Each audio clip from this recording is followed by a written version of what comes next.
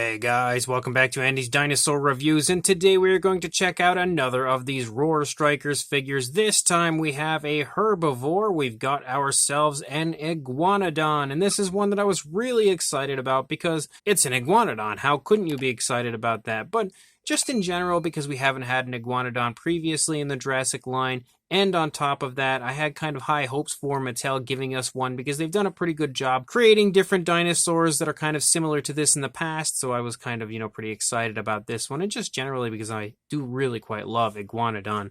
But as far as the packaging goes, you can see it's pretty much your standard when it comes to the Dominion packaging. They haven't done any kind of upgrades or anything lately to it. You can also see here on the back, we've got an image of the Iguanodon and the action feature, as well as an image down here showing off the other figures that we have in this wave of Roar Strikers. So let's go ahead, pop this out of the box and check it out. And here is our Iguanodon, and I must say that is an absolutely beautiful looking sculpt, and the paint job I definitely like a little bit more than I was expecting to, though I really would have liked to have seen more color, like specifically striping that ran out onto the tail definitely would have been a huge improvement, because when it comes to Mattel, we often get that kind of half painted look for our figures. We have that again here for the Iguanodon because the coloration cuts off there. We have nothing for the second half at all, which is definitely a downside, but again, I actually do think I like the coloration a bit more than I was expecting to, which is a plus, although looking at it here, there really is like bare bones coloration on this Iguanodon. But again, it's certainly a pretty nice looking sculpt with an okay paint job, so let's go ahead and jump straight to a closer look at this right now. So starting up here at the head sculpt of the Iguanodon, you can see it's definitely a pretty nice looking head sculpt, and there's some fantastic scale detail there on the head sculpt. You can see a lot of really nice, really small, really fine scale detail throughout the head sculpt of the Iguanodon, and then leading up here under the top of the head, you can see some more really nice scale detail. I will say straight away though, there looks to be some sloppiness with mine. You can kind of see that grayish coloration has run up here onto the top of the head a little bit, so a little bit of sloppiness, but the eye is painted with a very nice black, giving a beautiful glossy look, and is very, very nicely placed, like really precise as far as that eye paint goes. Same deal over here for this side of the head. But again, going back to the beak area, you can see the beak. Actually, it's hard to tell if it's actually a gray or if it's a brown. Kind of looks a little bit like both, but you can see some nice detailing there within the beak of the Iguanodon. I also will say I love the fact that we have the articulation right here in this area of the head. That is really nice articulation, works really smoothly. As you start to lead back here into the back of the head and to the neck region, you can see again some more really vibrant scale detail. You can also see actually on the top of the head a speckling, so the figure definitely has a nice speckling to it. But we also start to get a darker brown coloration here picking up on the back of the neck. As you lead back into the neck, you can see a lot of creasing in the skin, just tons and tons of skin creases throughout. You can also see on the underside you've got the throat really nicely elaborated, a few more skin wrinkles and stuff as you lead through the neck down toward the body. Again, incredibly nice scale detail, quite a bit of different varying sizes of scales. If we get nice and close there, you can see again quite a bit of difference as far as the varying sizes of scales. You can even see like some finer scales there at the top of the neck.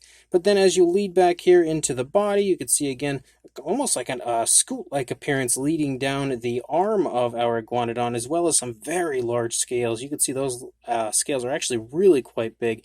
They do taper off to a much finer scaling the further down into the arm you go. You can see the elbow back there. You've also got the wrist very nicely sculpted out, and in very nice looking foot sculpt. Maybe not perfectly accurate to what an Iguanodon's foot sculpt would look like, but it still looks okay, except for one area, in my opinion, and that would be, if my camera would focus on it, that would be the trademark thumb claw of our Iguanodon. The thumb isn't really as, nice or as prominent as I would expect it to be. Like, it's kind of smaller.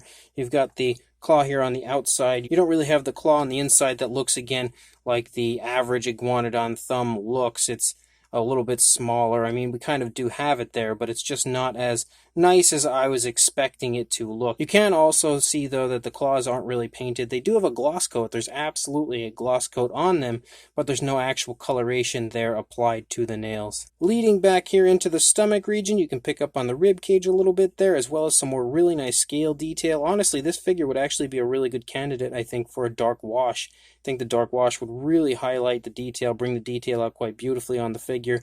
As you lead back up here into the spinal area of our Iguanodon, you can again see that darker brown running along the back. You also have kind of a nice creamy striping, like a variation of a light gray or an off-white striping along the back. Kind of starts at a pretty good size and then gets pretty darn big here in the middle, but then tapers off to a smaller striping before completely disappearing.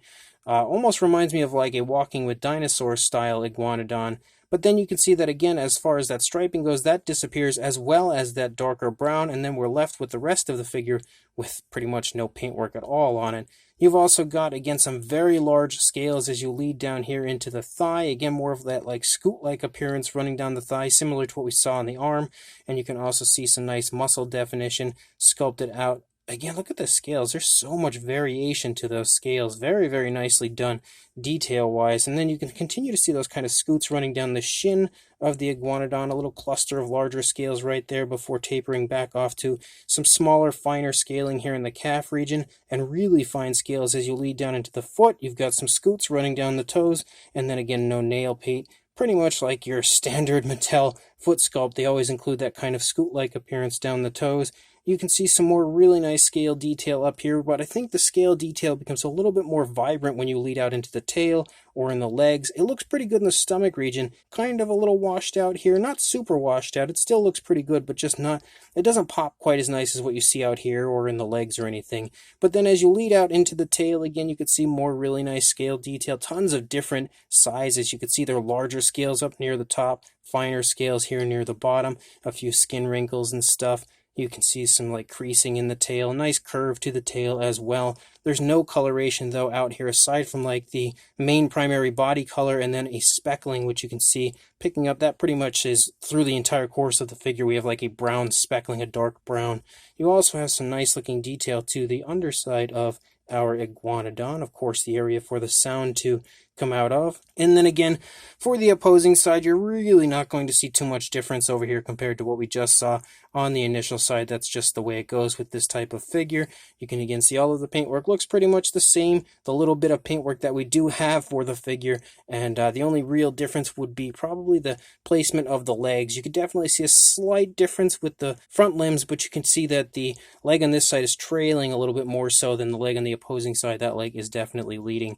But the paintwork of this is really shockingly like bare bones. There's really not much to it. You really only have the primary body color, a little coloration there for the beak that is pretty sloppily applied, of course the eye paint, and then out here you just have that dark brown and then the striping, and that's it. I guess if you consider the speckles, you know, a little bit more paintwork, you do have a slight hint of it, but it would have been nice, of course, to have coloration running out onto the tail, painted nails, or even some alternate tone of color along the underside, but we really don't get any of that. And we do, of course, have the Jurassic Facts app code, which I'm on the wrong side for, if you would like to add this to your collection. Pretty much the standard now as far as the way that we apply those with that little ugly area up here on the top, but sculpt-wise, I think it is a beautiful Iguanodon. I would have liked to have seen the thumb claw a little bit more obvious, a little bit larger, but it's still a really nice, really highly detailed sculpt and an okay paint job that, again, kind of reminds me of Walking with Dinosaurs, but it definitely needed a little more paint to be a stellar-looking figure. As far as articulation goes on our Iguanodon, you again have the head sculpt articulation, which can completely swivel around if you would like to. It can also go up and down a little bit, not too far. You also have the neck articulation, but I don't really want to move it down too far because I'm certain that's part of the action feature. You have the articulation right here, forward and back. You can also come out away from the body. Again, the same deal for both of the front legs, and then same deal for the back. Again, forward and back very nicely. And then you can maybe, a tiny bit it can come out, but not really too much. And then you also have a swivel tail. Articulation out there on the tail is, just always a swivel. It's kind of useless, but it does articulate regardless. And then as far as our action feature goes, again, the Roar Strikers action feature.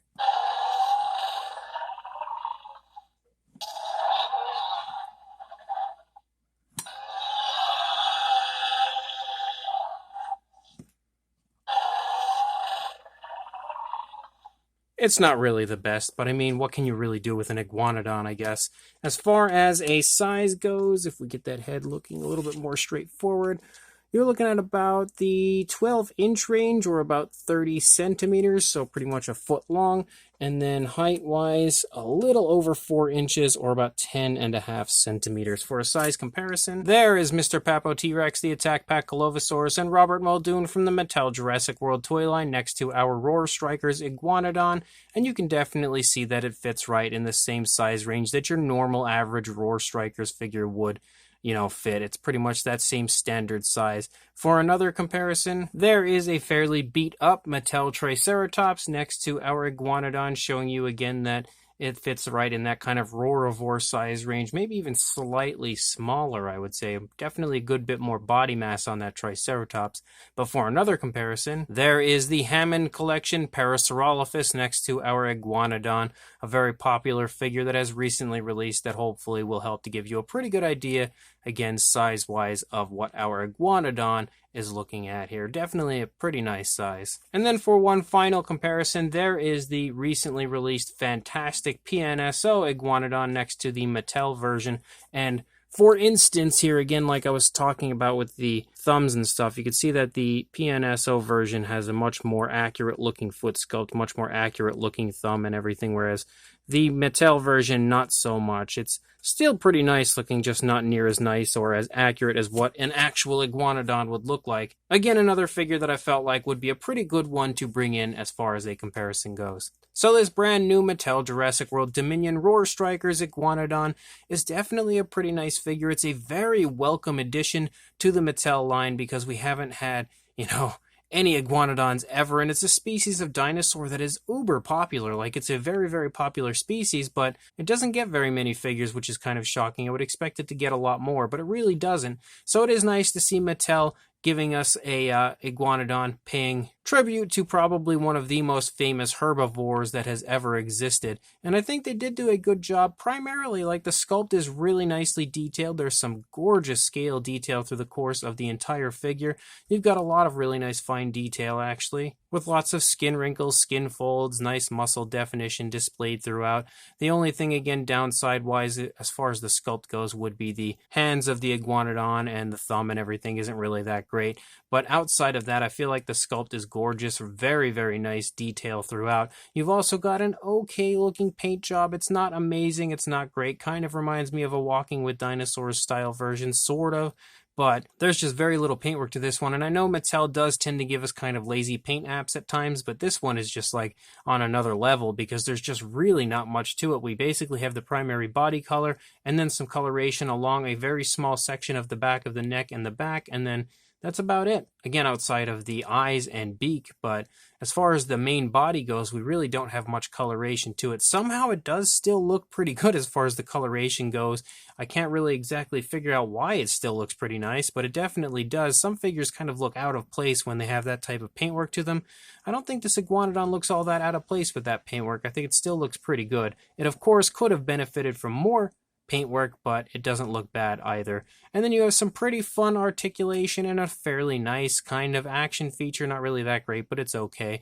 And as a whole, you definitely have another very fun Roar Strikers release that I am super happy to add to my collection. So if you are interested in this, I will include a link in the description to Big Bad Toy Store where I purchased mine.